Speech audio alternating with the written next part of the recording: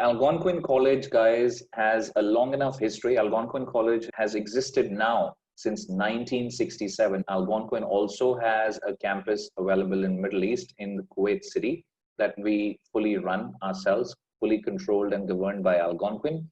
Within the shores of Canada, also we have three campuses. Our headquartered campus, of course, as Ritesh mentioned, is in Ottawa. That is the capital city of Canada. Then we have two other campuses just outside of Ottawa, not very far though. One of our campuses is in a place called Perth, Perth. It sounds quite similar to the Australian Perth, but it's not. Now, this one is just about 50 minutes drive, 50, so just under an hour drive from Ottawa downtown. And we have another campus in a city called Pembroke, which is approximately 1 hour and 40 minutes, also out of Ottawa on the other side. Now, these are two campuses that in the past you may see. If you've got friends or relatives who've studied at Algonquin, these were not having a lot of offers. But as our population grew, as those towns got more and more developed, we started offering programs over there as well. And we had a wonderful response from predominantly the region that I manage, that is the Indian subcontinent and Mauritius. We had students coming from there as well to these campuses. Then what came to our idea was that, okay, if we are not having enough seats left at, just a little time after opening the intakes, let's try and offer more programs at the Perth and Pembroke campus. And that's something we started just last year in 2019. And it has been a wonderful, wonderful step that we've taken ahead. And students have appreciated and welcomed that as well. And the student population for international students has seen a significant rise in just the last 12 months. Our plans are for further expansion in terms of offering more programs and more seats at Algonquin, and that will be done predominantly through the route of Perth and Pembroke campuses as well. We do understand that Canada, as a country that experiences extreme climate, sometimes travel between two close towns might also be a challenge when there are extreme climates in winters. So to facilitate that situation for you, Algonquin has gone extra mile and runs a bus service between the city of Ottawa and the Perth campus on a daily basis, morning and afternoon. So if you do register yourself for a program at the Perth campus, you do not need to worry about going to Perth every day yourself on your own transport. Without any extra cost, we would be taking you to the Perth campus in the mornings, picking you up from the Ottawa campus and taking you to the Perth campus and bringing you back and dropping you at the Ottawa campus in the evening. It though leaves you with another great opportunity, if you think about it, that you would have always the opportunity to look for a place to live and a place for work, a place of employment in both these cities of Ottawa and Perth. Perth, again, I would like to mention very candidly that it is a relatively smaller town to Ottawa. Ottawa being the capital city does have much more that Perth at this point doesn't offer. But again, the rationale behind doing all this was purely in the light of the fact that students were asking for more seats at Algonquin, and they wanted to get into Algonquin earlier than they finally were. And we somehow were only formulating different ideas in our mind to cater to this demand, which we finally did through the route of Perth and Pembroke campus, which went very, very well. So this is the current situation with Algonquin, its presence in Canada.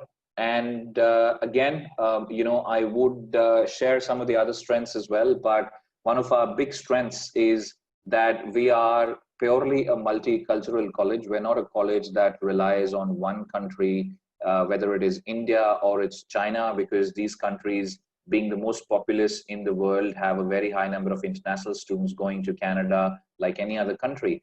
We don't rely on one country, we rely on every country around the world. And most importantly, because tomorrow you guys as international students are going to be entering Canada, and you would see everything about Canada, at least for the first 2 years or the first year if you're going for a graduate certificate, you would perceive Canada from the lens of Algonquin College, from the eyes of Algonquin College. And Algonquin College is going to be the representation of Canada to you. So we do have a big task on our shoulders, and we do understand that.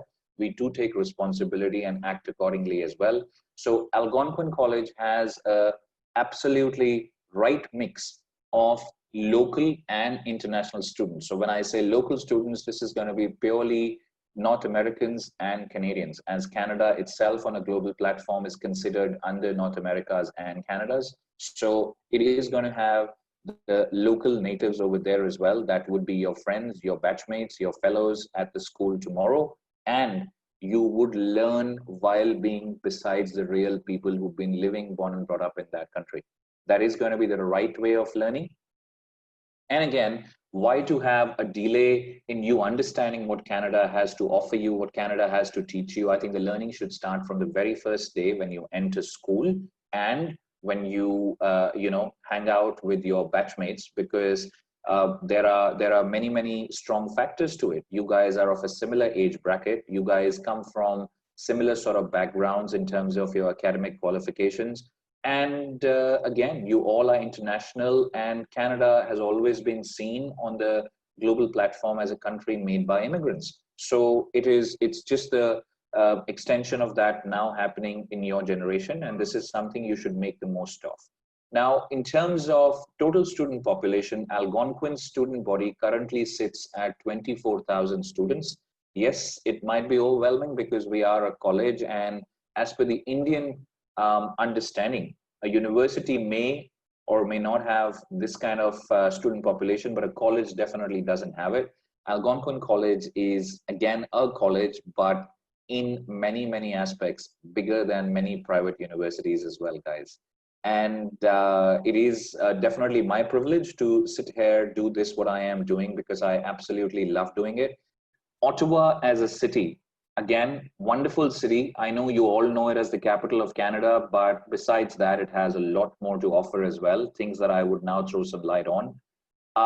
First and foremost, its population. I think coming from India, and I am not saying it in any cynical way. It is actually a realistic statement that I think us Indians know it very well what population does to a particular country or a city, both good and bad.